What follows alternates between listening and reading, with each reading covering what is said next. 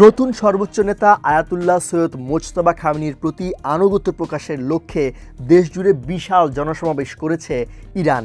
এর মধ্যে দিয়ে আবারও ইরানিদের দেশপ্রেম ও একতার প্রমাণ মিলল। চারিদিকে মিসাইলের বৃষ্টি আর হামলার মাঝেই নতুন নেতাকে সমর্থন জানাতে মানুষের উচ্ছ্বাস আবারও দেখিয়ে দিল ইরানিরা ভীতু নয়, তারা সাহস আর বীরত্ব নিয়ে লড়ে যাচ্ছে, লড়ে যাবে। 28 ফেব্রুয়ারি ক্যালেন্ডারের পাতায় একটি সাধারণ দিন হলেও ইরানের ইতিহাসে একটি কালো রাত।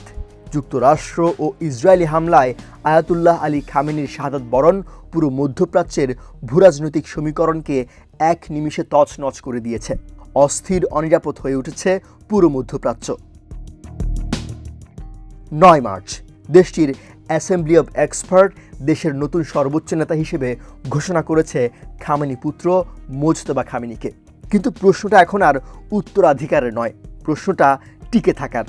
মোজতবা খামেনি কি সামাল দিতে পারবেন এই যুদ্ধ? ঐক্যবদ্ধ রাখতে পারবেন ইরানিদের? যুক্তরাষ্ট্র ও ইসরায়েলের সমন্বিত হামলার বিপরীতে কি টিকে থাকতে পারবে ইরান? এদিকে মার্কিন প্রেসিডেন্ট ডোনাল্ড ট্রাম্প সাফ জানিয়ে দিয়েছেন, যুক্তরাষ্ট্রের সায় ছাড়া নতুন নেতা ক্ষমতায় টিকতে পারবেন না। মোজতবাকে এক দুর্বল নেতা হিসেবে আখ্যা দিয়ে ট্রাম্প যে মনস্তাত্ত্বিক যুদ্ধ শুরু করেছেন তার পাল্টা জবাব মিলছে তেহরানের এঙ্গেলাব চত্বরে। আজ সেখানে তিল ধারণের ঠাঁই নেই। নতুন নেতার প্রতি আনুগত্য জানাতে লাখো মানুষের ঢল নেমেছে। তবে এই সংহতির আড়ালে কি অস্থিরতার চোরাবালি বইছে, নাকি পশ্চিমা বিশ্বের এই চাপ প্রয়োগের নীতি আবারও ইরানিদের মধ্যে সেই পুরনো বিভাজন জাগিয়ে তুলবে?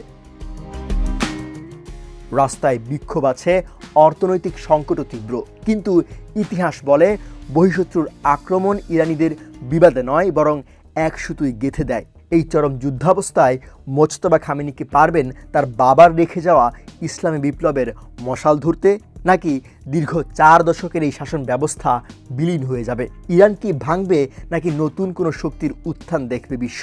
উত্তরটা এখন কেবল সময়ের হাতে। আপনি কি মনে করেন মোজতবা খামেনির নেতৃত্ব এই সংকটময় মুহূর্তে ইরানকে রক্ষা করতে পারবে? আপনার মতামত আমাদের কমেন্টে জানান।